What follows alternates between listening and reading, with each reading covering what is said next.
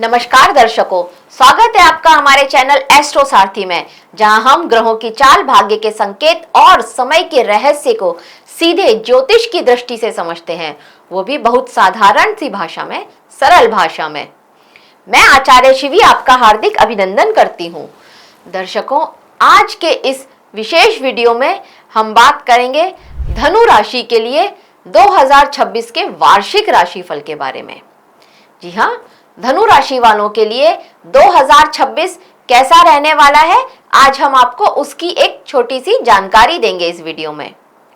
लेकिन उससे पहले अगर आपने हमारे चैनल को सब्सक्राइब नहीं किया है तो शीघ्र अतिशीघ्र सब्सक्राइब कर लीजिए। अब बात करते हैं इस साल होने वाले कुछ गोचर की और ग्रहण की। आपकी राशि के स्वामी होते हैं, धनु राशि के स्वामी होते हैं गुरु ग्रह, और गुरु ग्रह इस साल 3 बार गोचर करने वाले हैं और बहुत स्पीड में चल रहे हैं, अतिचारी गुरु चल रहे हैं। तो देखिए, इस साल की शुरुआत में ही आपकी राशि के स्वामी गुरु ग्रह वक्रीय अवस्था में रहेंगे और 11 मार्च 2026 को यह गुरु मार्गी हो जाएंगे। 2 जून 2026 को गुरु कर्क राशि में गोचर करेंगे, जहां पर ये उच्च के होते हैं। ये समय आपके लिए बहुत विशेष होगा। इसके बाद जब यह गुरु 31 अक्टूबर 2026 को गोचर करके सिंह राशि में आ जाएंगे, तो आपके लिए ये समय और भी अच्छा होगा।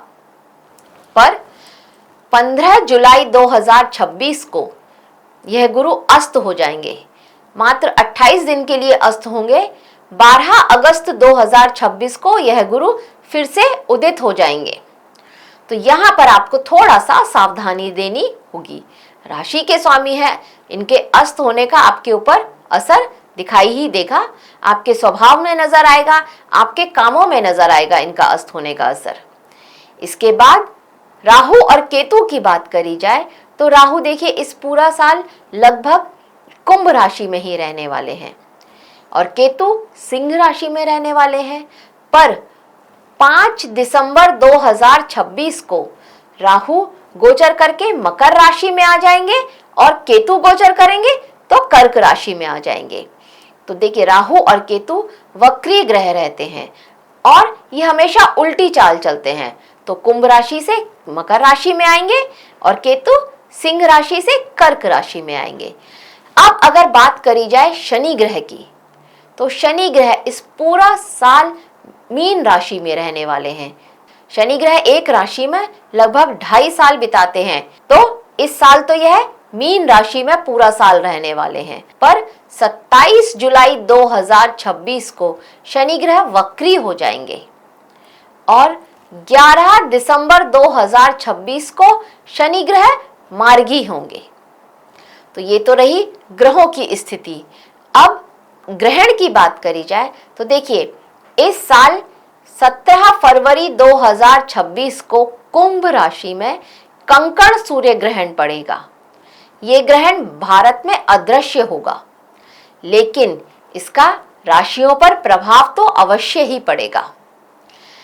अब 3 मार्च 2026 को खग्रास चंद्र ग्रहण पड़ेगा और वो सिंह राशि में होगा। ये ग्रहण भारत में दृश्य भी होगा, तो इसका सूतक भी अवश्य ही लगेगा। इसके बाद 12 अगस्त 2026 को कर्क राशि में लगेगा खग्रास सूर्य ग्रहण। ये भारत में अदृश्य होगा, तो इसका सूतक नहीं लगेगा, पर राशि पर प्रभाव तो अवश्य ही पड़ेगा। सभी राशियों पर इसका प्रभाव अवश्य ही पड़ेगा। 28 अगस्त 2026 को कुंभ राशि में लगेगा खंडग्रास चंद्र ग्रहण, जो कि भारत में अदृश्य रहेगा, लेकिन इसका सभी राशि पर प्रभाव पड़ेगा, सूतक नहीं लगेगा बस। तो ये थी प्रमुख ग्रहों की स्थिति और ग्रहण की स्थिति। अब देखते हैं 2026 वृश्चिक राशि। अब देखते हैं 2026 धनु राशि वालों के लिए कैसा रहने वाला है।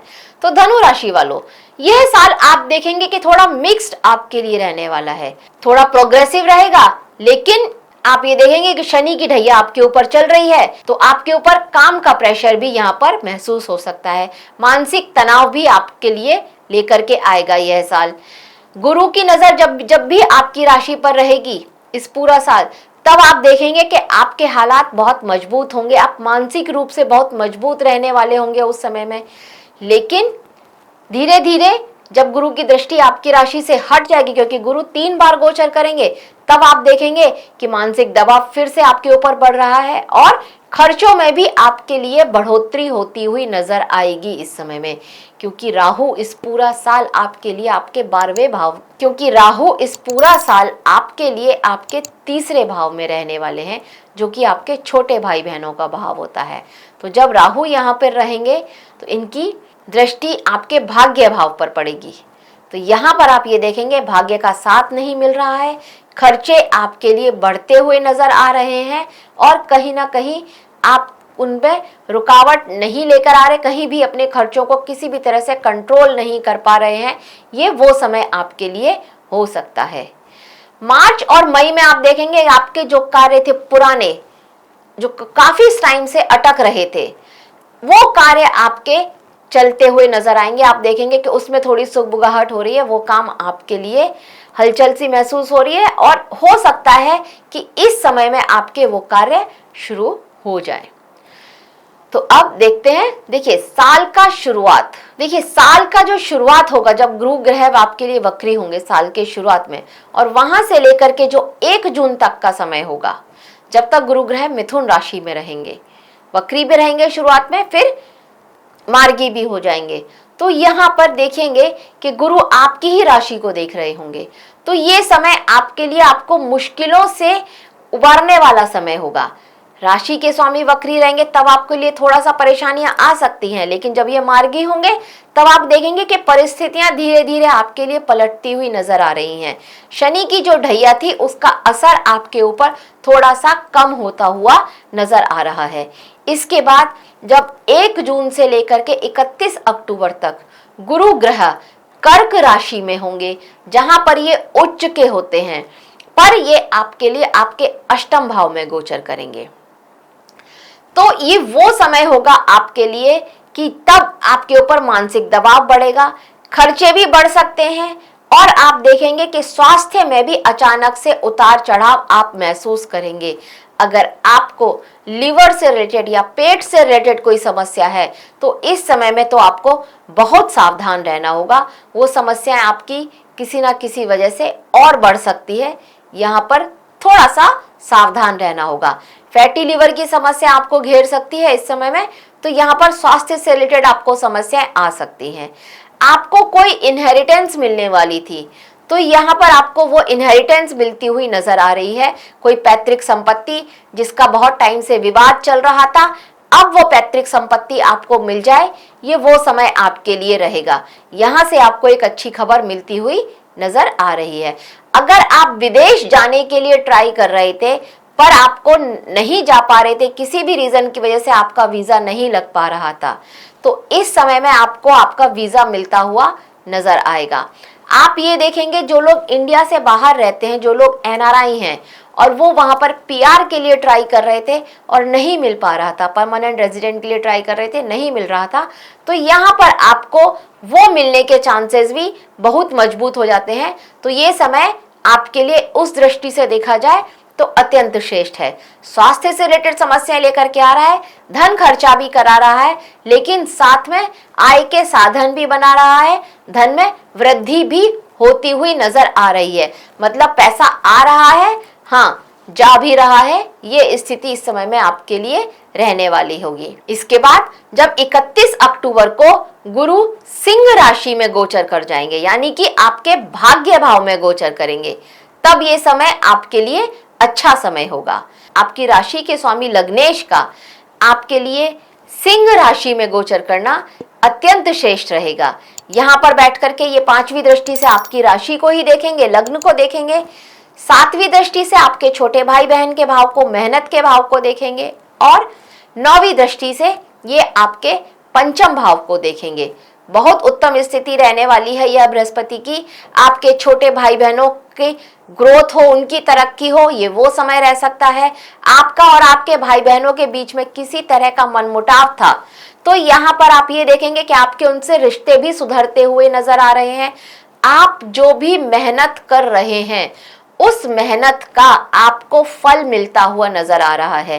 पिछले जितने भी समय में आपने मेहनत करी है और आपको उसका कोई परिणाम नहीं मिला, तो अब आप तैयार हो जाइए, इस समय में आपको उस मेहनत का परिणाम मिलता हुआ नजर आएगा। अगर आपके बच्चे हैं, उनको किसी तरह की कोई समस्या थी, तो इस समय में आपको बच्चों से रिलेटेड भी कोई खुशखबरी मिल सकती है। उनकी कोई प्रॉब्लम थी तो वहां पर भी आप देखेंगे कि वो समस्या भी उनकी हल होती हुई नजर आएगी। अगर आप विद्यार्थी हैं तो आप अपनी पढ़ाई में कुछ बहुत अच्छा करें, पढ़ाई का आपको एप्रिसिएशन मिले आपके अध्यापक लोगों से, ऐसी स्थिति भी यहाँ पर आपके लिए बनती हुई नजर आ रही है। आप कम समय में अच्छी पढ़ाई करें, पढ़ाई में आपका मन लगे, ये वो वाला समय आपके लिए होगा। नौकरी और व्यापार, नौकरी करते हैं या व्यापारी हैं तो भी आपके लिए यह समय अत्यंत श्रेष्ठ रहने वाला है। आप अपने व्यापार को लेकर के पास्ट में जो भी डिसीजन लिया था पर आपको उसका पॉजिटिव रिजल्ट नहीं मिला था, तो अब ये वो समय होगा जब आपको उसका पॉजिटिव रिजल्ट मिलेगा। इस समय में आप उम्मीद लगा सकते हैं कि आपने जो पिछला कोई डिसीजन लिया था और वो गलत नहीं था, इस समय में ये आपके लिए सिद्ध हो जाएगा। तो ये वो समय आपके लिए होगा।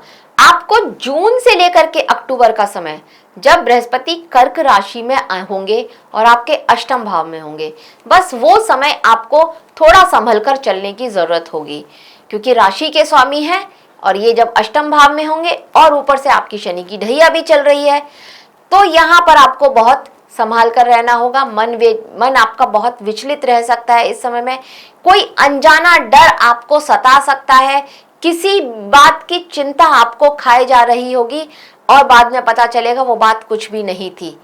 ये वो समय हो सकता है आपके लिए। आपको अपने खर्चों को लेकर के समस्या हो रही होगी, लेकिन जब बाद में आप देखेंगे तो आपको लगेगा कि वो खर्चा जो भी आपने किया था वो व्यर्थ नहीं था, वो कहीं ना कहीं सही था। ये वो समय आपके लिए हो सकता है। तो यहाँ पर आप थोड़ा सा सावधान रहें। अगर जून से लेकर के अक्टूबर के बीच में, अक्टूबर के बाद आपके लिए अच्छा समय आ ही रहा है। अब जब राहु दिसंबर में आपके लिए आपके धन भाव में गोचर कर जाएंगे और केतु जब आपके अष्टम भाव में आ जाएंगे, तब ये वो समय होगा। आपने विदेश जाने के लिए ट्राई किया था तो विदेश के लिए बहुत चांसेस हैं कि आपको मिल जाए। और अगर आप विदेश कहीं एमएनसी में या फिर विदेश में कहीं कोई जॉब ढूंढ रहे थे तो इस समय में आपकी विदेश में जॉब लग जाए, इस तरह के बहुत चांसेस हैं। दिसंबर के महीने में इस तरह की परिस्थितियां भी आपके साथ बन सकती हैं कि अगर आप अपनी नौकरी बदलना चाहते थे और बदल नहीं पा रहे थे तो इस समय में आपके लिए बहुत श्रेष्ठ रहेगा। एक अच्छी मनचाही नौकरी आपको मिले, ये वो समय आपके लिए रहने वाला है दिसंबर 2026 का समय। लेकिन स्वास्थ्य से रिलेटेड थोड़ी बहुत समस्या लेकर के आ रहा है, उसका आपको ध्यान देना होगा। यहाँ पर अगर आपके जन्म पत्री में ग्रहों की स्थितियां अच्छी नहीं हैं तो स्वास्थ्य से रिलेटेड समस्याओं पर आपका धन खर्चा हो, ये वो चांसेस लेकर के आ रहा है। अदरवाइज ये समय आपके लिए श्रेष्ठ होगा, स्पेशली उनके लिए जो नौकरी बदलना चाहते थे या फिर जो लंबे समय से इंतजार कर रहे थे किसी अच्छी जगह अपना ट्रांसफर होने का, तो इस समय में आपका ट्रांसफर भी हो सकता है। अब बात करते हैं उनकी जो संतान के लिए सोच रहे थे, तो उनके लिए मार्च, अप्रैल, मई, अक्टूबर और दिसंबर, ये वो 5 माह हैं जो आपके लिए बेहद शुभ साबित होंगे इस साल में। इस माह में आपको संतान से रिलेटेड कोई अच्छी खुशखबरी अवश्य ही सुनने को मिल जाएगी। इस माह में संतान योग बहुत प्रबल बन रहे हैं आपके लिए। अब धनु राशि वाले वो लोग जो विवाह के योग्य हैं, तो उनके लिए 2026 में कब विवाह के योग बन रहे हैं देखते हैं। देखिए, मई से लेकर के जो अक्टूबर का समय है, ये आपके लिए बहुत रोमांटिक वाला समय रहने वाला है।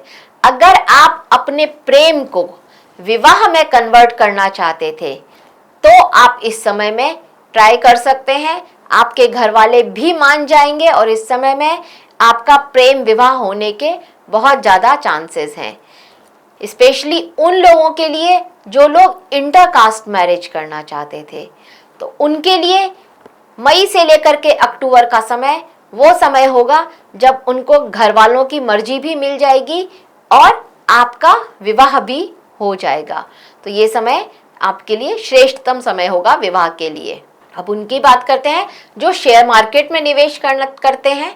तो देखिए, इस साल 2026 में धनु राशि के लोग अगर जनवरी और अक्टूबर, ये वो समय है जब आप शेयर मार्केट में आपने जो पिछला निवेश किया हुआ है उस निवेश से आप एक अच्छा मुनाफा उठा सकते हैं।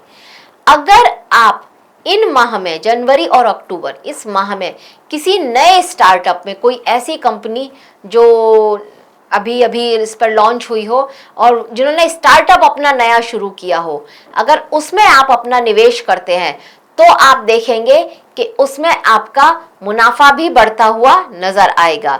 किसी विदेशी कंपनी में, एमएनसी में अगर आप निवेश करते हैं तो वहां से भी आप एक अच्छा लाभ उठा सकते हैं। देखिए, निवेश हमेशा जानकार की सलाह से करें। जून का जो महीना होगा ये वो समय होगा, अगर इस माह में आपने बिना जानकार की सलाह के निवेश किया, अपनी ही किसी कम जानकारी के हिसाब से आपने निवेश कर दिया, तो आपको यहाँ पर थोड़ा नुकसान उठाना पड़ सकता है। तो जून का जो माह है यहाँ पर आपको सावधान रहना होगा। हम आपको सलाह देंगे कि जून के माह में आप निवेश ना करें तो आपके लिए श्रेष्ठतम रहेगा। तो दर्शकों, धनु राशि और धनु लग्न, इस राशिफल को आप दोनों के हिसाब से देख सकते हैं।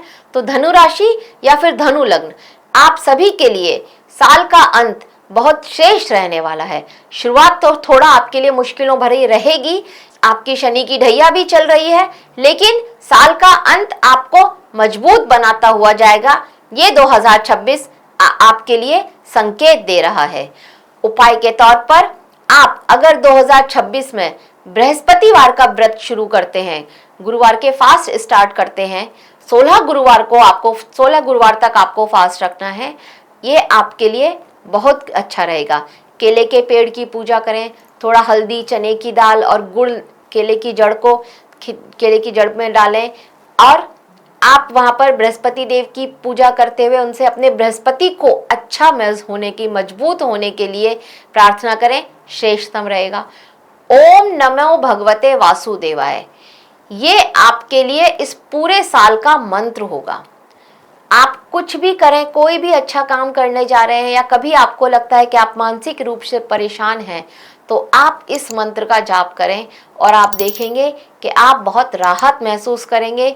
जो भी अच्छे काम हैं उसके लिए आप जा रहे हैं तो वह काम भी आपके सारे बनते हुए नजर आएंगे। घर से बाहर जब भी निकलें, आप अपने अच्छे काम के लिए घर से बाहर जब भी निकलें तो एक तुलसी का जो पत्ता होता है, तुलसी माता का एक पत्ता, वो अपनी जेब में रख करके निकलें। आप देखेंगे आपके सारे काम बनते हुए नजर आएंगे। स्पेशली अगर आप कहीं जॉब के लिए ट्राई कर रहे हैं, जॉब्स के लिए आपको जाना है, तो आप ये काम करें और आप देखेंगे कि आपको अवश्य ही भगवान विष्णु जी की कृपा प्राप्त होगी। आप अगर एक पीतल के लोटे में उसमें थोड़ा सा हल्दी डालें और जल डालें, उसको अगर आप केले के पेड़ पर चढ़ाते हैं हर बृहस्पतिवार को, तो भी आपके लिए अत्यंत श्रेष्ठ रहेगा। यह भी आपके राशि के स्वामी गुरु को बहुत मजबूत करेंगे। तो ये उपाय आपकी किस्मत को तेज करेंगे और शनि की ढैया जो आपके ऊपर चल रही है अभी, उस ढैया का असर भी थोड़ा कम होगा। आप हनुमान चालीसा का पाठ रोजाना पढ़ना शुरू कर दीजिए। रात को सोने से पहले एक बार हनुमान चालीसा का पाठ कीजिए और तब आप सोइए। अगर आपको नहीं पढ़ना आता है, नहीं पढ़ पाएंगे, तो एटलीस्ट आप सुन लीजिए उसको और तब आप सोइए और आप 2026 को अपने लिए श्रेष्ठतम बना लीजिए। तो दर्शकों, यह था 2026 धनु राशि के लिए कैसा रहने वाला है, उसकी एक छोटी सी जानकारी हमारी तरफ से आप सभी के लिए। आशा करते हैं आपको हमारे द्वारा दी गई जानकारी अच्छी लगी होगी। अगर आपको हमारे द्वारा दी गई जानकारी अच्छी लगी हो तो हमारे चैनल एस्ट्रो सारथी को सब्सक्राइब करें और हमारे वीडियो को लाइक और शेयर करना ना भूलें। धन्यवाद।